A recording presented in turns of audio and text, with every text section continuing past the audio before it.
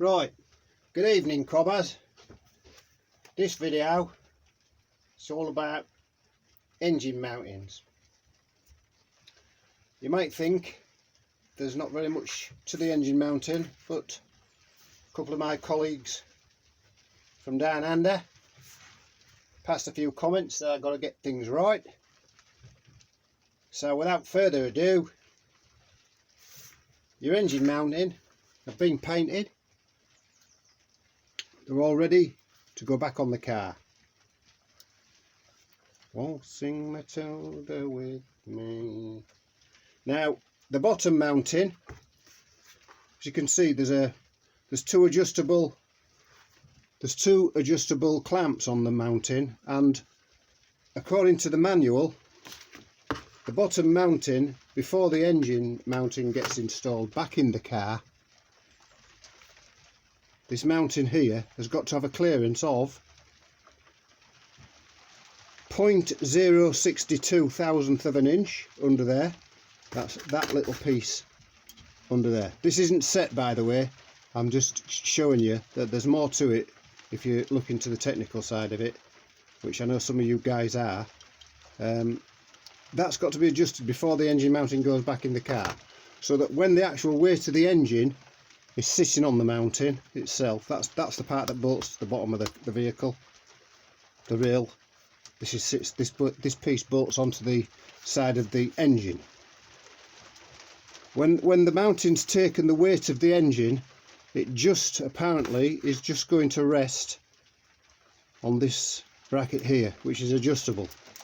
So I haven't adjusted them yet. I'm just showing you that they've all been prepped up ready to paint. Both mountings. It's very mundane really. It's nothing technical as such, but these are all loose. This is the bracket that I'm referring to.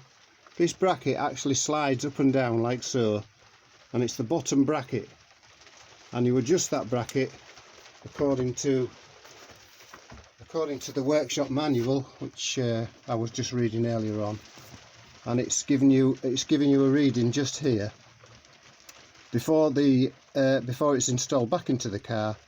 It's got to be 0.062 thousandth of an inch, or 1.57 millimeters. I'm assuming.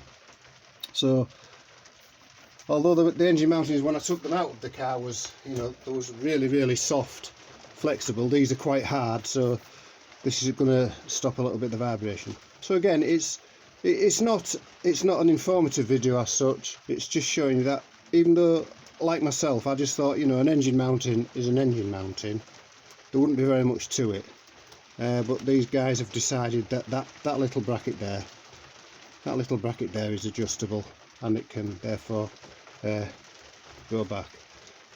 So yeah, that's where we are now. So yeah, I'm hoping you're still finding these videos informative, and yeah, if you're liking them, give us a thumbs up, and I'll keep making them if you're happy with them. So thanks to my new subscribers. I've got a couple more new subscribers, and I'll try and keep you up to date with all the little proceeds of the build, although some of them are just less informative than others.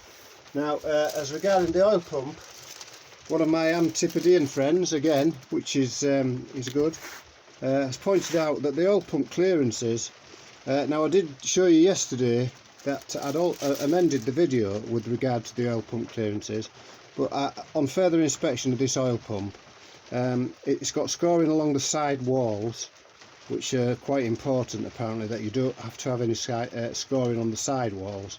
I've actually gone ahead and ordered a brand new pump, which should be here, you know, a week to 10 days or so. So this pump is not actually going to go back in the vehicle, and I think I've listened to some sound advice that to do it now is better to do it and know it's been done and have a good oil pressure, than to wish I'd done it when the engine's reassembled and it's got a low oil pressure. So for the price of the pump, it's less stress, and thank you very much for that informative information that I did receive on the pump, and I do appreciate it. I'm only an amateur builder, as you know. The other thing that I got arrived, which you guys will be interested to know, my flexi hone has arrived. So that's another point that I'm not going to do anything at the moment. We've got a really bad depression in the weather. It's very, very low pressure. It's very cold and wet outside. Because my engine's, I'm having to rebuild my engine outside because I can't lift it out of my workshop. I call it a workshop, but it's actually a garden shed. I can't lift it out of the workshop on as a unit. It's too heavy for me. So I'm going to be doing that outdoors. Now, this is the other stuff that I've got ready, waiting. Obviously, my pistons, I've took all the rings off those, following advice again from the forum, and I appreciate it, lads.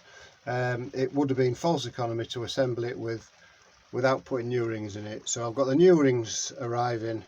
There's all the old rings there, and I did actually break one ring, getting the other rings off. I actually broke one. Now I've been fortunate there, so if I break any of my new rings, which I'm hoping I don't, then I've got some spare rings to go at that. But I'm waiting till all my parts arrive, and then I'll give them all a thorough clean and blast them all through. Yeah, so that's where we are at the moment, lads.